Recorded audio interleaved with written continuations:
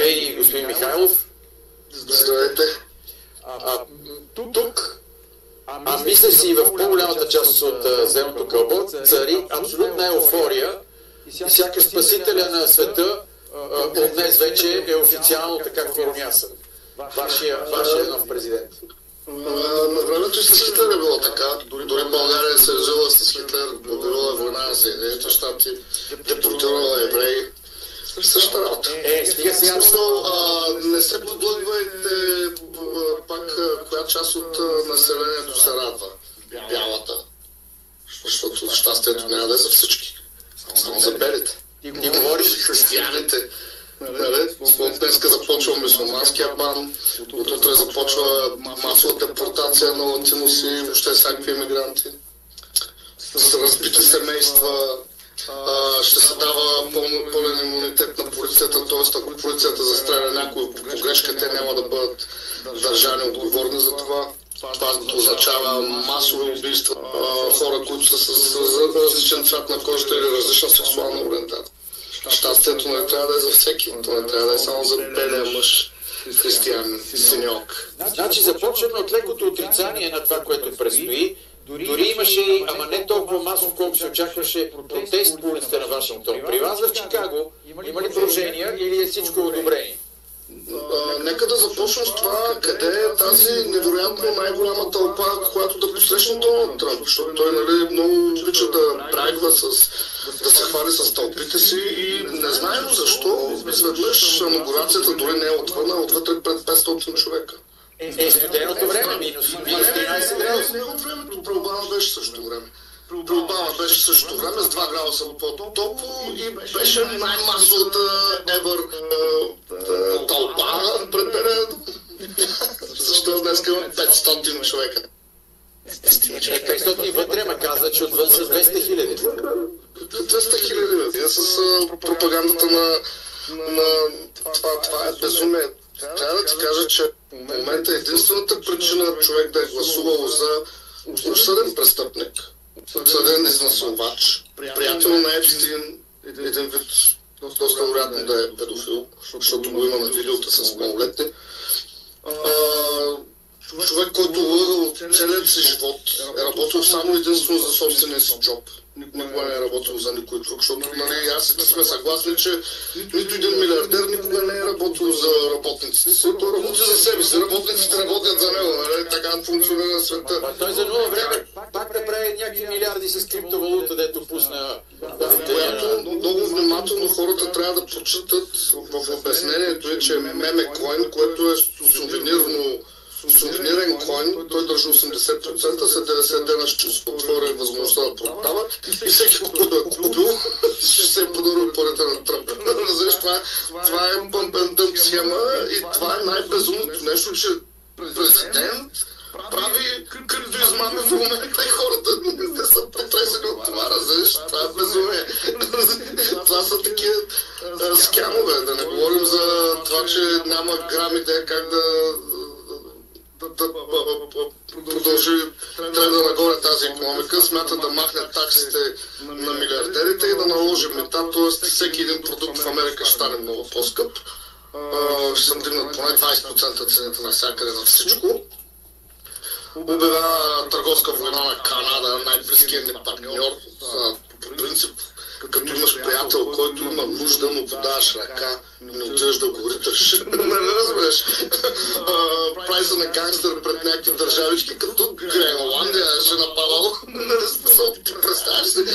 Това е като те мутрите лонаби едно време, дето отиваха да се пият с деца в детските градини, за да се правят на мъже. Не разбереш, имаш много по-големи противници и ти си Америка и тръгваш да гангстереш на Гренландия, Панама. Просто mind-blowing. И хората такива му ръкопляскат на това нещо, аз не мога да разбера как може хората... Ма не, то е ясно. Основно голяма част от населението се подвежда по пропагандата. Ясно е, че бившият Twitter стана пропаганда на неонацистска платформа с расистска пропаганда, с откровен език на омразата, хомофобия. Само подкрепяше Тръмп. TikTok като китайски инструмент също огромната си част алгоритмите работиха изцяло в полза на Тръмп.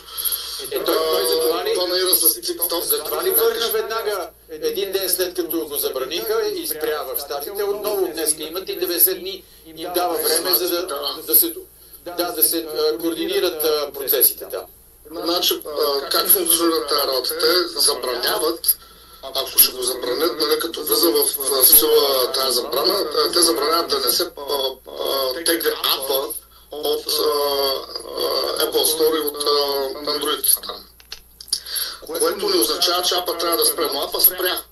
Защото самите от TikTok го спряха да направят драматизация, за да го пуснат и да кажат благодарение на Доналд Тръмп, въпреки че вчера президента беше Байден. Но благодарение, това е същото като ония момент с стимулус чековете по време на пандемията, когато той не искаше да дава една стотинка на населението, за да премине през пандемията, но демократическият хаос гласува стимулус чековете и за да може той да го подпише, беше единственото условие да сложат неговото име на чека, за да хората да останат с впечатление, че той много искал да им помогне. Така или иначе нещо, което се е случило, но той да вземе кредита за това.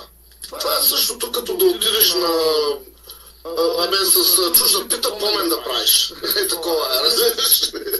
В смисъл, всичко е измама и лъжа в най-висша форма. Милиардерите ще си получат и не още 8% намаление на таксите, защото те имат изключително много нужда от милиарди, че те яхти, седмия ми самолет, знаеш колко пари струва да го поддържам, разбираш? Затова трябва да се отрежат парите на майките, които, да кажем, ако майка получава child support, ще отрежат кредита, който и се полага всяка година за дете. Смятай. Ще отрежат бенефитите на ветераните, ще искат да отрежат всякакви социални придобивки възможни, сигурно ще гледат реално като ако няма такси, т.е. няма да има такс кредит, т.е. бедните хора всяка година получават обратно такс кредит, защото да кажем, ако се изхарчили за колко количество през годината, парите са платили през купуването такси и накрая на годината това се калкулира и се връща обратно на хората, които имат по-малки доходи. Тоест, ако им махнат данъците, един вид те ще им махнат връщането на данъци. Разбираш какво искам да ти кажа, за да може тези пари да идват през тарифите, т.е. като купуваш нещо, да плащаш, всеки един човек да плаща, милиардера е да е една пържола на ден и 5 да е една пържола на ден. Т.е. милиардера ще плати $2 на ден данък и 5 ще плати $2 на ден данък. Само понеже ме критикуват тук, че повече съм разбирал, спорт не е от темите, които обсъждаме с теб, а е напад Сали да му отговоря, че ти на времето избяга заради Бойко Борисов, а не си го възхвалява, защото хората явно някакви неща не ги помнят, но нищо, който има да чете и да се информира. По-скоро обаче, нали знаеш как моментално... Съмнявам се. Да, може да си взимаш думата без да ме чакаш мене. Аз си звън на някой. И така прекъсва връзката. Да, възстановихме ли? Има доста зрителски мнения и реакции. Най-вече поради това, че така... Нали не извинявам се много. Нищо няма проблем. Така, хората, сега те засягат пряко и българите, разбира се, и всички емигранти, легални или не, с действията, които ще предприеме на американска земя. Но какво очаква Европа или най-вече Русия и Украина, защото там е нещо, което засяга пряко, а и косвено ситуацията в България. Защото тук дори един зрител беше написал, че като говориш за Тръмп, това е все едно да говориш за Борисов и Пеевски. Абсолютно едно към едно положението Борисов и Пеевски. Тръмп е изцяло руски проект, очевадно, защото аз мисля елементарно, не търся много голяма сложност във всичко. Гледаш руската пропаганда, гледаш езика на Тръмп, едно към едно. Заменяш думата мексиканец с думата афганистанец в България и се едно слушаш котото Копейкин. Заменяш т.е. няма какво да заменяш. В двете имат хомофобска пропаганда, как до преди 10 години никой нямаше нищо против хората с различна сексуална ориентация. И откато стана войната в Украйна и Путин реши да натиска да разделя Европа, натисна в тези посоки, където хората да могат да се хейтват, а той да се постигат целите. Естествено, че Тръмп е руски агент, естествено, че сигурно ще премахне някои от санкциите. За щастие той все още няма абсолютната власт, но все пак има малко мнозинство в Сената и все още не се знае в долната камара как ще, ако там има малко мнозинство, пак няма да му е много удобно да защото те големите външно-политически неща се решават от Конгреса, не от президента, той само трябва да подпише. Ама чакай малко, виждаш секунда. Още не стъпи от длъжност първи минути, секунди, часове и вече един страхотен резултат е постигнат. Примирието между Израел и Хамас и размяната на заложници. Трите жени срещу 90. Преди да встъпи с благодарение на месечна толкова безуспешни бяха опитите работа на Байден администрацията.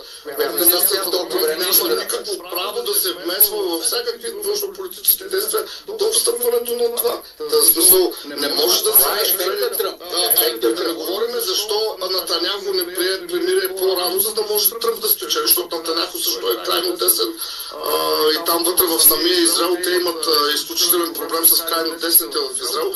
И това се е като и крайно десен неонацистски интернационал, който се заформя между IDF, които са подкрепени от Мъск в Германия, между Люпен, между Мелони. Това са крайно десните, които искат някакъв такъв ретро дедо Божия християнски шериат да забулят жените, да ги карат да нямат право на аборт, да ги върнат в кухнята и само да раждат и да седят вкъщи да готвят. Нали? Това е аджендата на крайно дясното, което в момента лидера на крайно дясното световния е Путин, защото си е крайно дясно от много време.